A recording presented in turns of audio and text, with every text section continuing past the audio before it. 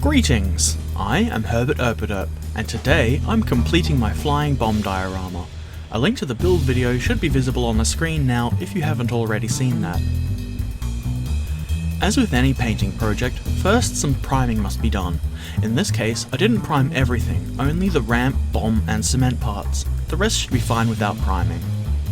I drilled a hole into the bottom of the bomb and glued a bent paper clip into it. It will function first as a holder while painting is done, and later as a pin to help hold it to the ramp. Next I started painting the cement parts. First I gave it a spray of Basalt Grey. This should be a fairly even coating, but it's okay if it isn't entirely consistent. Then I spray a lighter coat of Model Air Light Grey. The idea here is to add some variation and highlighting into the colour, so I tried to concentrate this around the tops and edges. I then sprayed a rather light misting of model colour stone grey over the top, just to add some more dirty variation into the colours of the cement. Now to add some brown to the terrain. The colours I used don't particularly matter. In my opinion, there probably isn't much consistency between the various shades of brown that cheap artists' acrylics have anyway. Just spread it all around however thickly you like, being careful to avoid getting it on the grey walls, though they can always be touched up later. I sprayed some greeny brown that I had used on another model just to avoid wasting the paint. It might add some variation, but likely it will make no difference. Next I roughly dry brushed on some other shades of brown. Again, the actual colours are not important as long as they are lighter than the previous colours and look good to your own eye. Most of this is going to be covered in grass, but this step will make the small visible sections of dirt look much better. You should have something that looks like this. The paint is a bit shiny, but that's okay, it'll be fixed later. Now we add static grass. I think this is a fairly important step for a terrain piece that will have so much grass. Add a generous amount of PVA glue and then spread it out with a cheap brush. I keep one specifically for use with PVA glue. Just rinse it out as soon as you're finished with it and it can be reused over and over. Make sure that you leave some patches without glue so that the brown below will show through. I sprinkled a tiny amount of dead grass first to see if it might look good when I add the main colour, but it didn't make much of a difference. I then clip the lead for my static grass applicator to the glued area and start applying. This is an electrical device that causes the grass to stand on end, and while it's not essential, it does make the grass look much better and more realistic than just sprinkling it on and having grass that's all laying flat. So in my opinion, this device was definitely worth the investment. You can find some decently priced ones on eBay. It's also very easy to use, just be careful not to zap yourself with it. My next step was to paint the ramp and flying bomb. I decided not to be too elaborate painting these. The base colour on the ramp is model colour German uniform, over which I added some patches of German camouflage beige. I could have made a finer, more elaborate camouflage pattern using my other airbrush with the finer needle, but I was too lazy and I think this turned out pretty good anyway.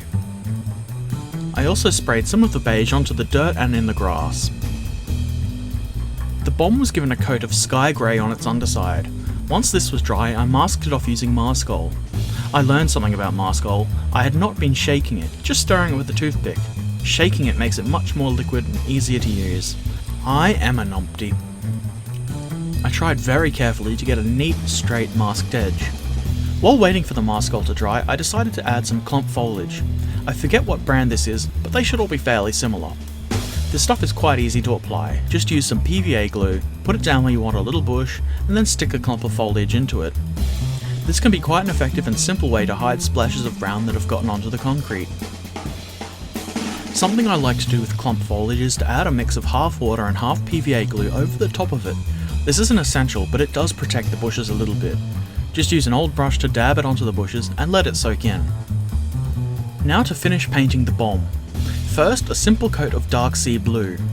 Then I added some ivory to the dark sea blue. I was originally planning to add just a little bit of highlighting with this, but the airbrush spattered a little bit. I thought it looked interesting, so I kept going with it. I then removed the masking to reveal a nice clean coat of sky grey underneath. This step is always kind of satisfying. Unfortunately, my masking wasn't the best, and I went a little bit too high with the sky grey on the left side of the engine. The paint on the top side would be too hard to patch up, so I figured it would just have to be left that way and I'd have to deal with it. The rest of the edges I neatened up with a fine brush and some sky grey. Next I added a wash of army painted dark tone to the ramp, focusing mostly on the top portion around the rails. Once that was dry, it was time to glue the bomb down. I trimmed the paperclip that was holding the bomb and drilled a hole for it on the ramp, paying close attention to the angle at which it protrudes from the bomb. I used a bit that was larger than the paperclip to give it a bit of wiggle room. I then glued it down, being careful to hold it straight. Something I should have thought to do before gluing the bomb down was to run a 2B pencil along the rails on the ramp. This will provide a metallic look as though the paint has been rubbed off over time. I then glued the entire thing down using the guide indents that I made with green stuff in the build process to position the ramp exactly where I wanted it. After doing this, I realised that I still had more things to paint on the bomb, which would have been easier if I had done them before gluing it down. Oh well. I painted the rear of the engine with black primer, and then added some dark tone wash to the intake at the front of the engine. Now it is time for some weathering. I decided to try shooting some washes through my airbrush for this. I didn't do a great job of capturing it on video, but what I did was to spray various dilutions of dark tone and strong tone all over the model, including in the grass and bushes, but focusing largely on the lower portion of the cement walls. The idea is to create some subtle and natural looking dirtiness all over. I sprayed some game colour sepia wash in a similar fashion. I sprayed some of it around the base of the bomb, and I think it looks a little bit like the cement has been slightly scorched. After this step, I add some dark tone thin 50-50 with water into the lines of the bomb, just to bring them out a little bit. Finally, I sprayed some matte varnish where appropriate, mostly in the grass where the shine from the PVA glue is still visible. I don't think it really needs a protective coating like something a tank might need because it won't be handled much, so just a bit of matte varnish was enough for me. Overall, I'm pretty happy with how this has turned out, though the bad masking on the left side of the bomb really stands out and bugs me, so I'm kind of tempted to repaint that. I probably won't, but the temptation is there. This is the first time I have tried spraying washes and even paints onto the static grass, and I think that works really well.